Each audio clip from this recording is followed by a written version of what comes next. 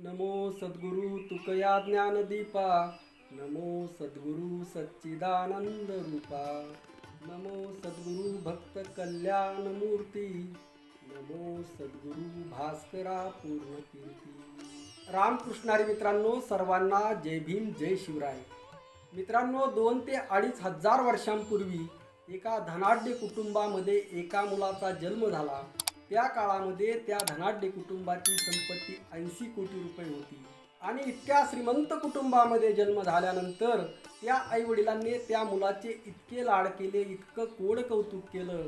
त्या मुलाला भविष्यामध्ये काहीही करायची गरज नाही म्हणून त्याला फक्त गायन, नृत्य आणि वादन एवढंच शिकवलं आणि त्याच्या जीवनाचा संपूर्ण वेळ हा ऐशोआरामामध्ये, विलासामध्ये, गायनामध्ये, नाचनामध्ये, मनोरंजनामध्ये जात असे। मित्रांनो, त्या काळातले 80 कोटी म्हणजे आजचे हजारो करोड रुपये। इतकी प्रचंड श्रीमंती, इतका प्रचंड पैसा आणि इतक्या प्रचंड पैशाचा एकुलता एक वारस, त्याला कशाची काय कमी। त्याने काही कामधंदा जरी नाही केला, नुसतं बसून जरी खाल्लं तरी त्याच्या हजारो पिढ्या जगत राहतील इतका पैसा। मित्रांनो, त्याच नगरामध्ये त्यांच्या तोडीचं अजून एक धनाढ्य कुटुंब होतं। त्यांचीही संपत्ती 80 कोटीच्या आसपास होती आणि त्या 80 कोटी रुपये असणाऱ्या कुटुंबामध्ये एका मुलीचा जन्म झाला आणि ती मुलगी सुद्धा एकुलती एक होती। तिच्या आईवडिलांनी ठरवलं की तिच्याकडे एवढी संपत्ती आहे, एवढ्या संपत्तीची ती एकुलती एक मालकीण आहे, आता तिला काहीही करायची गरज नाही। त्यामुळे तिच्या आईवडिलांनी सुद्धा तिला नृत्य, गायन आणि वादन शिकवलं आणि इकडे तो मुलगा मोठा होत होता आणि इकडे ती मुलगी मोठी होत होती। मुलगी मोठी झाल्यानंतर त्या मुलीच्या आईवडिलांनी त्या मुलीसाठी स्थळ शोधायला सुरुवात केली आणि त्यांच्या लक्षात आलं की आपल्याच नगरामध्ये आपल्याच तोडीचं हे घराणं आहे, त्यांचा मुलगाही एकुलता एक आहे। त्या मुलाला जर आपली मुलगी दिली, आपली 80 कोटी संपत्ती, त्यांची 80 कोटी संपत्ती, अशी मिळून दोघांची संपत्ती 160 कोटी होईल ना, का जीवनामध्ये काहीही कमी पडणार नाही। मुलींकडचा हा प्रस्ताव मुलाच्या आईवडिलांना आवडला आणि दोघांचं लग्न झालं। मित्रांनो, लग्न होऊन 2-3 वर्षे झालं। त्या नवरा बायकोंचं जीवन एकदम ऐशोआरामात चाललं होतं। घरामध्ये कशाचीही कमी नव्हती। मोठा राजमहल होता, नोकर होते, चाकर होते, शेती होती, फळबागा होत्या, उद्यानं होती, स्विमिंग पूल होते, सर्व काही सुखसुविधा एका हाकेच्या अंतरावर उभ्या होत्या। आणि बघता बघता लग्नाला त्यांच्या 3 वर्षे झाली आणि 3 वर्षानंतर योगायोगाने त्या मुलाच्या वडिलांचा मृत्यू झाला। त्यानंतर 2-3 महिन्यातच त्याच्या आईचा सुद्धा मृत्यू झाला आणि आई आणि वडिलांचा मृत्यू झाल्यानंतर सर्व काही जिम्मेदारी त्या मुलावर येऊन पडली। मित्रांनो, त्याच्यावर जिम्मेदारी पडल्यानंतर एकदा राजाकडून त्याला बोलावून आलं आणि तो राजाकडे भेटायला निघाला। मित्रांनो, त्याच नगरामध्ये 4-5 जण असे होते की त्यांना वाटायचं की आपली परिस्थिती काय आहे आणि या मुलाकडे इतकी संपत्ती आहे, इतकं ऐश्वर्य आहे, त्याला काहीही काम करण्याची आवश्यकता पडत नाही, सर्व काही याच्या आईवडिलांनी याच्यासाठी कमवून ठेवलेलं आहे आणि आपल्यासाठी काहीच नाही। आपल्यालाही जर याच्याकडचा काही पैसा जर आपल्यासाठी मिळवायचा असेल तर त्याला आपल्यामध्ये सामावून घ्यावं लागेल, त्याला आपलंसं करावे लागेल। ज्यावेळेस तो मुलगा राजाकडून परत येत होता, मित्रांनो, मुद्दामहून त्यांनी वाटेमध्ये एक छोटा स्टॉल उभा केला फळांचा आणि तिथं ते मस्तपैकी फळांचा रस पित बसले होते। वास्तविक वरवरून दिसायला ते फळांचा रसाचं दुकान वाटत होतं, परंतु त्यामध्ये त्यांनी मद्य मिक्स केलं होतं, दारू मिक्स केली होती। आणि नगरामध्ये असा स्टॉल पाहून वाटेमध्ये त्याने विचारलं, हा कशाचा स्टॉल आहे? तर त्यांनी उत्तर दिलं की हा असा फळांचा रस आहे की तो तू कधीही प्राशन केला नसतील, याची चव इतकी लज्जतदार आहे की तू अशी चव तुझ्या जीवनामध्ये कशीच घेतली नसेल।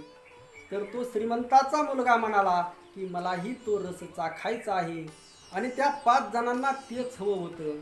त्यांनी तो रस त्याला दिला, त्यामध्ये मद्य मिक्स झालेलं होतं। ते मद्य प्राशन केल्यानंतर त्याला नशा आली आणि त्या नशेमध्ये त्याला वेगळा असा आनंद वाटायला लागला आणि नंतर त्या 5 मित्रांनी त्या राजाच्या मुलाला त्याच्या घरी नेऊन सोडलं, राजवाड्यात नेऊन सोडलं। दुसऱ्या दिवशी परत तो मुलगा त्या स्टॉलवर आला आणि नित्यनेमाने मद्यप्राशन करू लागला आणि अशी वेगवेगळ्या प्रकारची महागडी दारू तो मागू लागला। आणि दारूच्या नशेमध्ये वेगवेगळ्या नृत्यांगना, वेगवेगळे कलाकार अशा वेगवेगळ्या माध्यमातून त्यांनी पैशाची उधळपट्टी केली आणि बघता बघता त्याचे 80 कोटी रुपये संपले मित्रांनो. तरी त्याचे 80 कोटी संपले तरी त्याच्या पत्नीकडे 80 कोटी होते आणि नंतर त्या मुलाने हळूहळू त्याच्या पत्नीचे सुद्धा 80 कोटी रुपये उडवले आणि नंतर त्याचा राजवाडा गेला, त्याचे बागं गेले, उद्यानं गेले, शेती गेली, सोनं गेलं, नाणं गेलं, संपूर्ण गेलं आणि त्याला त्या नगरामध्ये उघड्या रस्त्यावर कुठंतरी एखाद्या पडक्या घराचा आश्रय घेऊन राहण्याची वेळ आली मित्रांनो. ही कथा तथागत गौतम बुद्धांनी आनंदाला सांगितलेली कथा आहे मित्रांनो. ही खूप महत्त्वाची कथा आहे. ही कथा मी का सांगितली हे तुमच्या लवकरच लक्षात येईल मित्रांनो. ही कथा सांगून झाल्यानंतर तथागत गौतम बुद्ध आनंदाला काय म्हणतात ते लक्षात घ्या. आनंदा पहा, श्रीमंत व्यापाऱ्याचा हा मुलगा या शहरामध्ये 160 कोटी संपत्तीची उधळपट्टी करून त्याच्या पत्नीसोबत भीक मागत फिरत आहे. त्याने जर आयुष्याच्या पहिल्या भागामध्ये आपली संपत्ती अशा उपभोगावर उधळण्याऐवजी कमंतासाठी जर वापरली असती तर तो याच नगरातील पहिल्या क्रमांकाचा व्यापारी बनला असता. किंवा त्याने जर घरातून बाहेर पडून पबज्जा घेतली असती तर तो अरहंत बनला असता आणि त्याची पत्नी अनागमी बनली असती. आनंदा, तो जर मध्यम वयाचा असताना जर त्याने आपले धन उपभोगामध्ये न उधळता जर कमंतासाठी जर वापरलं असतं तर तो शहरातील दुसऱ्या क्रमांकाचा व्यापारी बनला असता. किंवा त्याने जर पबज्जा घेतली असती तर तो अनागामी बनला असता आणि त्याची पत्नी सुद्धा सक्र-दागामी बनली असती. जर त्याने उतार वयात जर संपत्ती उपभोगावर उधळण्याऐवजी जर कमंतावर जर खर्च केली असती तर तो या शहरामधील 3 क्रमांकाचा व्यापारी बनला असता. किंवा त्याने जर पबज्जा घेतली असती तो सक्र-दागामी बनला असता. त्याची पत्नी स्त्रोतापत्र बनली असती.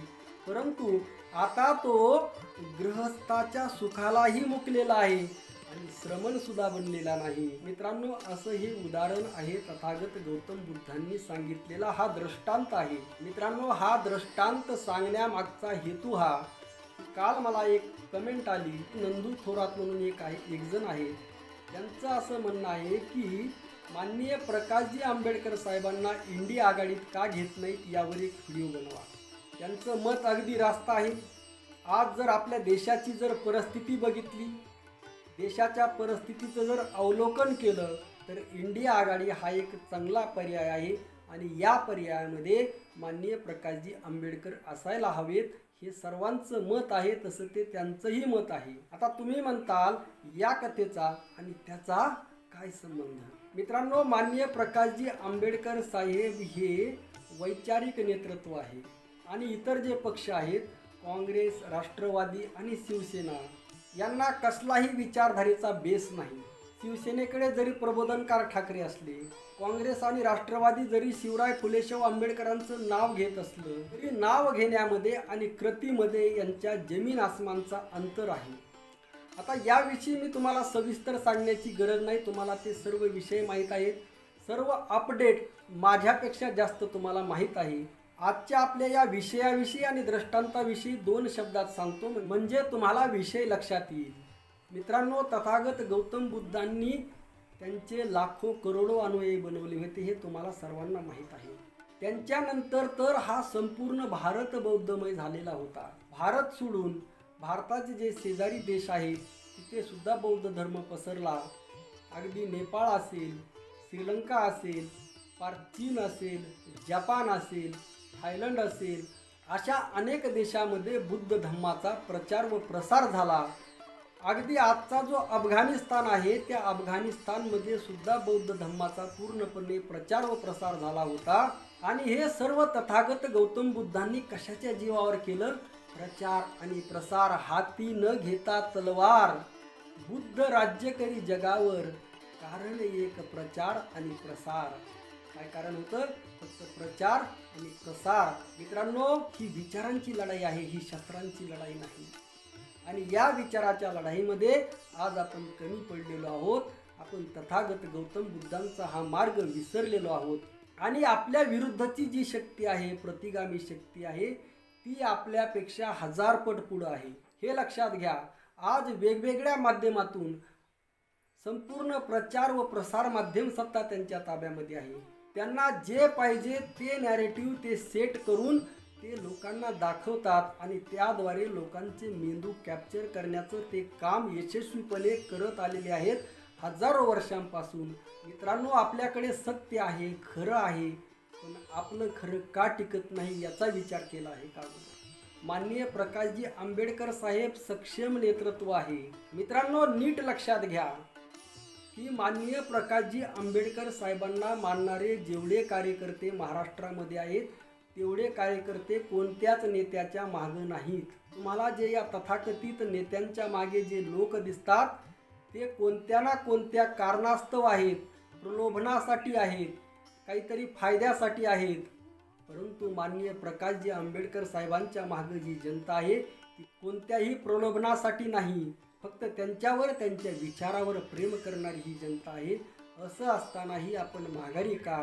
कारण आपण आपला विचार पेरण्यामध्ये कमी पडलेलो आहोत. आपल्याला ही विचारांची पेरणी करावी लागेल. पेरणी केली, बीज पेरे शेती. तुकाराम महाराज म्हणतात, बीज पेरे शेती मग गाडेवरी वाहती, वाया गेले ऐसे दिसे लाभ त्याचे अंगी वसे. हे पेरल्यानं शेतकरी शेतामध्ये बी पेरतो. बी पेरल्यानंतर वरवर असं वाटतं की ते बी मातीमध्ये घातलं आहे, म्हणजे ते वाया गेलं. परंतु त्या बियामध्ये आपण पेरताना मुठभर नेतो, मुठभर पेरतो आणि घरी आणताना गाडी भरून आणतो. ही किमया आपल्याला करावी लागेल. मित्रांनो, तुकाराम महाराजांनी काय केलं? 4500 5000 अभंग लिहिले. मित्रांनो, म्हणजे हा सुद्धा एक आहे प्रचार आणि प्रसार आहे. संत नामदेव महाराजांनी कीर्तन परंपरा सुरू केली प्रचार आणि प्रसारासाठी.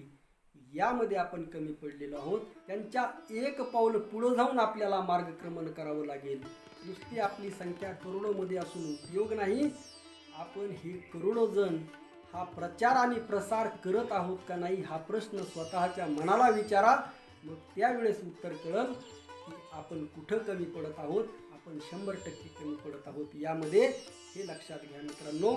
मित्रांनो, कालच पालघरमध्ये झालेली घटना सांगतो. एक महिला पोलीस तिच्या नवऱ्याला सरकारी नोकरी लावून देतो म्हणून एका भोंदू बाबाने तिच्याकडून 2 लाख रुपयांपेक्षा जास्त रक्कम उकळली. आणि एवढंच नाही तर तिच्यासोबत बलात्कार केला. एवढंच नाही, त्या भोंदू बाबाने व अजून 3-4 बाबांनी मिळून तिच्यावर बलात्कार केला, अत्याचार केला, तिला ब्लॅकमेल केलं आणि शेवटी कदरून तिला पोलीस स्टेशनमध्ये तक्रार द्यावी लागली. मित्रांनो, एका महिला पोलिसावर ही जर वेळ येत असेल, त्या महिलेची ती मानसिकता त्या भोंदू बाबाकडे जाण्याची जी बनलेली आहे ती मानसिकता कशामुळे बनली याचा विचार करा. आपल्या विरुद्ध काम करणाऱ्या ज्या प्रतिगामी शक्ती आहेत त्या शक्तीमुळे जे भोंदू बाबांचं पीक या देशामध्ये आलेलं आहे त्या पिकाचा हा प्रकार आहे आणि आपल्याला त्या पिकावर फवारणी करायची आहे, हे लक्षात ठेवा मित्रांनो. आणि ती फवारणी करण्यामध्ये आपण कमी पडत आहोत. जोपर्यंत आपण ती फवारणी करत नाही, जोपर्यंत आपण प्रचार आणि प्रसार करत नाहीत या विचारांचा प्रत्येकाच्या मेंदूमध्ये, प्रत्येकाच्या घरात हा शिवराय फुले शाहू आंबेडकरांचा व तथागत गौतम बुद्धांचा, संत ज्ञानेश्वर महाराज, संत नामदेव महाराज, संत एकनाथ महाराज, संत तुकाराम महाराजांचा विचार जोपर्यंत आपण प्रत्येक घरामध्ये घेऊन जात नाहीत तोपर्यंत हे होणं अशक्य आहे. तोपर्यंत केवळ तुमचा असाच वापर होत राहणार आहे. मित्रांनो, जरी ते माननीय प्रकाशजी आंबेडकर साहेबांना यामुळे घेत आहेत कारण त्यांना मागच्या वेळेस जो 30, 40, 50 आमदारांना त्यांचा जो फटका बसला त्यामुळे त्यांची सत्ता गेली. ते फक्त सत्तेचे भुकेले आहेत. मित्रांनो, आपण त्यांच्या मागं न लागता ते आपल्या मागं लागले पाहिजेत, अशी ताकद निर्माण करा. मित्रांनो, ती ताकद सगळ्यांनी मिळून होणार आहे. एकटे माननीय प्रकाशजी आंबेडकर काही करू शकणार नाहीत. एकटे तथागत गौतम बुद्ध काही करू शकत नव्हते. त्यांनी हजारो प्रचारक बनवले, लाखो प्रचारक बनवले. लाखो प्रचारक त्यांचा विचार घेऊन घरोघरी जाऊन सांगत होते. आज आपल्याला घरोघरी जायची गरज नाही. आज आपल्याकडे सोशल मीडिया आहे, वेगवेगळी माध्यमं आहेत. वेळ प्रसंगी आपल्याला तथागत गौतम बुद्धांचा मार्ग स्वीकारून घरोघरी जाऊन सुद्धा प्रबोधन करावं लागेल, तर ही क्रांती निर्माण होईल. मित्रांनो, जो नंदू थोरात यांनी जो मला प्रश्न विचारलेला होता, की त्याचं उत्तर हेच आहे मित्रांनो, की त्यांना माननीय प्रकाशजी आंबेडकर साहेबांना सोबत तर घ्यायचं आहे, कारण त्याशिवाय त्यांची सत्ता येणार नाही. परंतु त्यांना फार वर जाऊ द्यायचं नाही, ही त्यांची मानसिकता आहे. त्यांची ती मानसिकता बदलण्याच्या भानगडीत पडण्यापेक्षा आपण सक्षम व्हा, हाच त्यावर उपाय आहे, हाच त्यावर मार्ग आहे. उलट उद्या ते म्हणले पाहिजेत की माननीय प्रकाशजी आंबेडकर साहेब आम्हाला का घेत नाहीत. ही वेळ आपल्याला जर आणायची असेल, ही वेळ केवळ आणि केवळ आपण आणू शकतो, ते आणू शकत नाहीत. कारण त्यांच्याकडे जे मतदान आहे, त्यांच्याकडे जे कार्यकर्ते आहेत, ते केवळ पैशाचा बाजार आहे, प्रलोभनाचा बाजार आहे. आपल्याकडे ओरिजिनल आहे, सत्य आहे, फक्त आपल्याला ते मांडायचं आहे. आपल्याला जे विषमतावादी व्यवस्थेने जे भरलेलं सॉफ्टवेअर आहे लोकांच्या डोक्यामध्ये, ते बदलून आपल्याला फक्त तथागत गौतम बुद्ध, छत्रपती शिवाजी महाराज, महात्मा फुले, राजर्षी छत्रपती शाहू महाराज, विश्वरत्न डॉक्टर बाबासाहेब आंबेडकर, ज्ञानेश्वर महाराज, संत नामदेव महाराज, श्री संत एकनाथ महाराज, संत तुकाराम महाराज, संत गाडगे बाबा यांचं तत्त्वज्ञान लोकांच्या डोक्यामध्ये घुसवायचं आहे. त्याचबरोबर आपल्याला राजकीय जागृती करायची आहे. त्याचबरोबर आपल्याला आपला नवा काळाबरोबर चालणारा विचारही द्यायचा आहे. त्याचबरोबर आपल्याला लोकांना महामानवांच्या विचारासोबतच आजचे जे प्रश्न आहेत, आजच्या काळाचे जे प्रश्न आहेत, ते सुद्धा हाताळून त्याची मांडणी, त्या समस्येवर उपाय, नवी दिशा तुम्ही काय करणार लोकांसाठी, हा विचार तुम्हाला मांडावा लागेल. लोकांना पर्याय द्यावा लागेल, त्याचा प्रचार आणि प्रसार करावा लागेल. एवढंच या निमित्ताने सांगतो. यापेक्षा जास्त तुम्ही सर्वजण सुज्ञ आहात. आणि एक तुम्हाला सर्वांना हात जोडून विनंती आहे की प्रत्येकाने कमेंट करा. फक्त व्हिडिओ पाहू नका, व्हिडिओ पाहिल्यानंतर प्रत्येकाने कमेंट करा. प्रत्येकाने आपापलं मत मांडा. मित्रांनो, ज्यांना मत मांडायचं नाही त्यांनी सुद्धा कमेंट करा. कमेंटमध्ये फक्त जय भीम आणि जय शिवराय एवढं लिहा. प्रत्येकाने चॅनलला लाईक व सबस्क्राईब करा. आजच्या पुरतं तुर्तास एवढंच. रामकृष्ण हरी. जय जगद्गुरू. जय शिवराय. जय भीम.